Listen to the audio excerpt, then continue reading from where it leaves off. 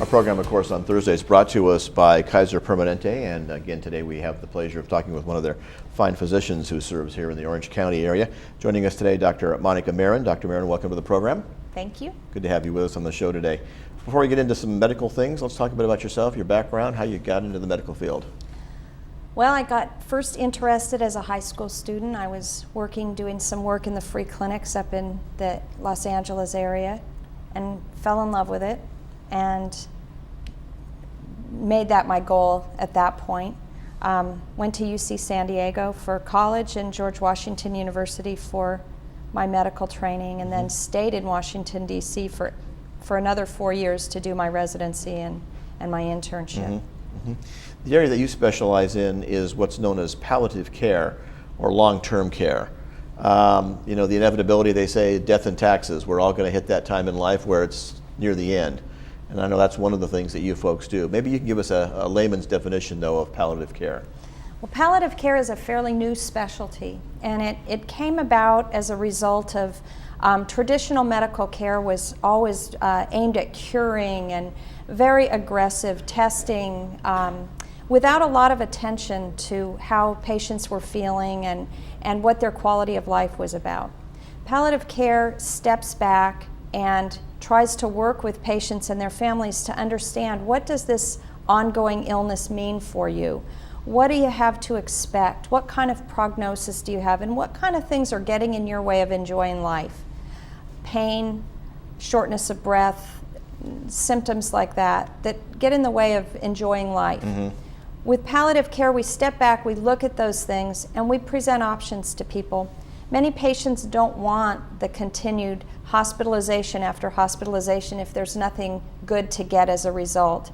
Many don't want test after test. What they want is quality time with their families, or at least to kind of cut out some of the aggressive care that may not be giving them a benefit, and be able to focus on making sure that things are as comfortable as they can be and as supported as they can be. And it, more than anything, gives patients permission to say, hey, wait a minute, I don't want everything done. I want the things that'll make my life better done. Right. I guess part of this means good coordination between the primary care physician, the family doctor, so to speak, the specialist that may be treating that particular illness that they're dealing with, the family members, and of course the patient. All those folks have to really kind of be in sync to make this work. Absolutely. And within Kaiser, we have both an inpatient palliative care program and an outpatient program. In the inpatient program, we take patients while they're in the hospital, going through needing to make some of these critical decisions, and we pull the family in, and we as a team meet with the family. We have a nurse, a doctor, a chaplain, a social worker, sometimes a pharmacist meets with us, and we're able to look at the whole picture all in the same room. Sometimes we have as many as 15 people in a room to have these meetings. But they're incredibly beneficial to get everybody on the same page and everybody in agreement. And then the physician on that team goes back with the other physicians caring for the patient and gets them onto the same page as well. Right, right. I know a lot of people in preparing wills and trusts and all do paperwork that, you know, gives doctors some instructions on their choices, you know, resuscitation or not, invasive procedures as not. Is that helpful in these matters? Very helpful. And many patients haven't done that, and it is part of the focus of what we do in one of those meetings, because it's very difficult sometimes to decide what you want done if you don't really understand what all those things are. So part of our role is to go through and explain to them, what does it mean to have cardiac arrest and go through CPR? What is CPR like? What are the results of it? What are feeding tubes all about? Are they beneficial? Are they not beneficial? So in making the choices that you see on advanced directives, sometimes it helps to have some of those explained quite graphically. Right. Obviously you have a strong feeling about these programs since that's your specialty. They make a difference in the life of the patient and the quality of life of that patient? I think they make a huge difference, and I'm really proud to be part of the program that does that.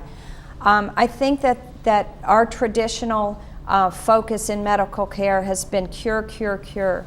And I think there's a lot of illnesses that can't be cured. And nobody paid attention to whether pain was controlled or nausea was controlled or whether bowels were moving.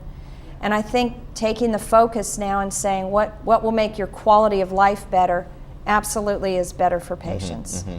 Obviously, again, the patient has to, sign off on this, so to speak. Some people want to do everything invasive as long as they can. Other folks are saying, I'm going to accept what's happening and make me comfortable and let me enjoy what time I have. And honestly, we have no agenda to try and convince them one way or the other. What our agenda is to show them they have a bunch of options and to help them decide which options they want. Right. Obviously, you feel strongly about this program. Maybe you can give us an example of maybe how this had a difference in someone's final days in life? I can. I can think of actually several patients. One patient in particular was a young woman who had lung cancer, was in a terminal phase of it. Family had not come to terms with it, nor had she. The physicians caring for her were uncomfortable with her prognosis and had not been as upfront as they could have been. So they knew she was dying, but they weren't communicating to her that she was dying. And she had several things she wanted to complete before she did die, and yet hadn't really had it explained to her what was going on. Our team was able to go in, meet with the family, help them come to terms with where things are, and really sort through what things she wanted to be sure she was able to accomplish. We were able to get the patient home. We were able to get the people there to visit with her that wanted to, and we were able to manage her pain and manage her shortness of breath. And I think her quality of life was a ton better rather than stay in the hospital and die in the hospital. And have lots of procedures that really were not going to help her. Correct. Right. Well, it sounds like an important program. At what point do you come in? Are you brought in by the primary care physician? Are you brought in by the family? When do you join the team? In the inpatient setting, we join the team at the request of the hospital doctor that's following the patient. We also have an outpatient program where we follow patients at this point that have congestive heart failure, emphysema, and cancer, who have somewhere around a year's prognosis. We're brought in by the primary care physician or even sometimes by patients themselves. And in that case, the team visits the family at home and care is provided in the home. We hear a lot about hospice these days. Do you folks interface with hospice? Are you a substitute for hospice? How does that interface work? Our outpatient palliative care program and hospice function under the same umbrella. So I am one of our hospice physicians.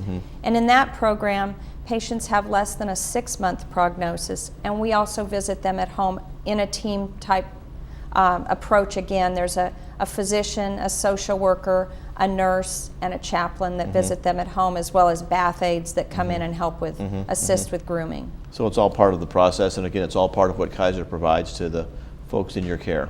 Correct. That's great. Where do you work here in Orange County, at one of the specific hospitals, or are you kind of all over? I work out of my car.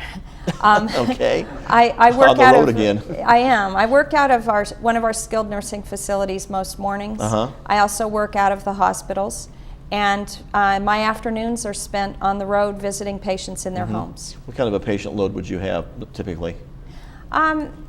I carry about 50 hospice and palliative care patients at a time.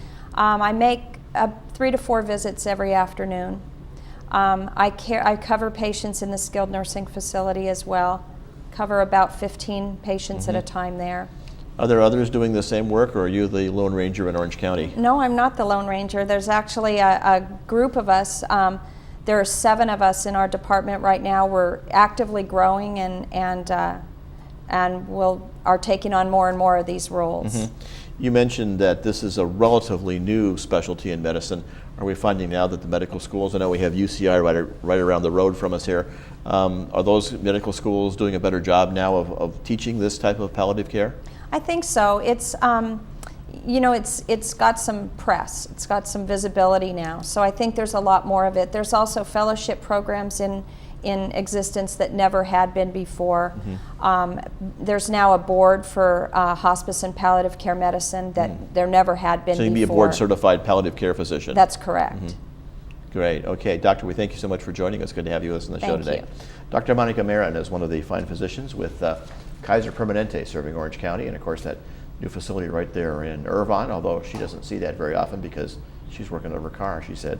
Anyway, that's just among the services they provide. If you'd like to find out more about what Kaiser can make available to you as a patient, give them a call at 932-2052. That's 932-2052.